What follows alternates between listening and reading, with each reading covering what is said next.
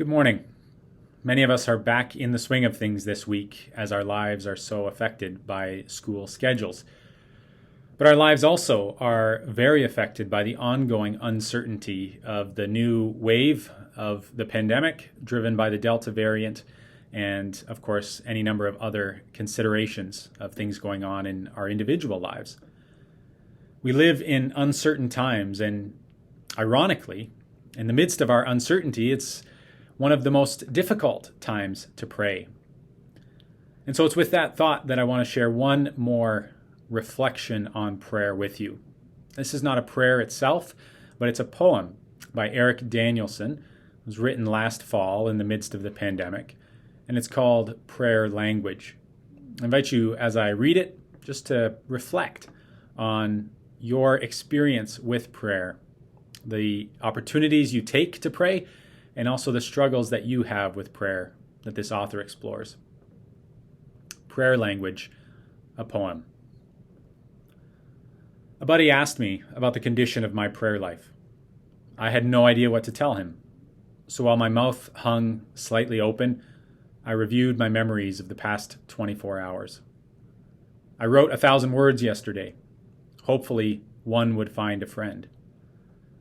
It's always okay to ask for help, I told my son, pouring concrete between our present and future selves.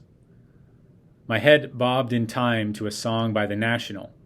I even played B major, G, D, A on my air guitar. Then I flinched when the singer promised not to ruin everything. My eyes traced the contours of a Scott Cairns poem, then closed in worship to read between the lines.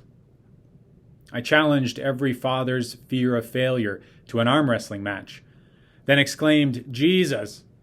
both an expletive and an appeal for strength. I stared at a thumbnail of a Rothko painting and memorized the blue. I scrubbed my bare arms and chest with green soap, baptizing another day's shame and watching it cascade down the drain.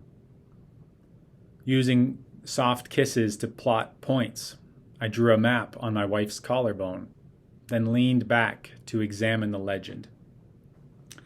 Over the course of the day, I sighed something like 32 times.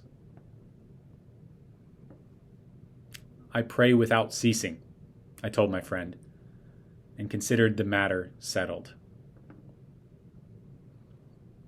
That's the end of the poem. And as we often close our days and consider each day's matter settled, I invite you to take a few extra moments this morning and reflect on what is unsettled in your heart and what you might bring to God and allow Him to settle. Have a blessed rest of your week.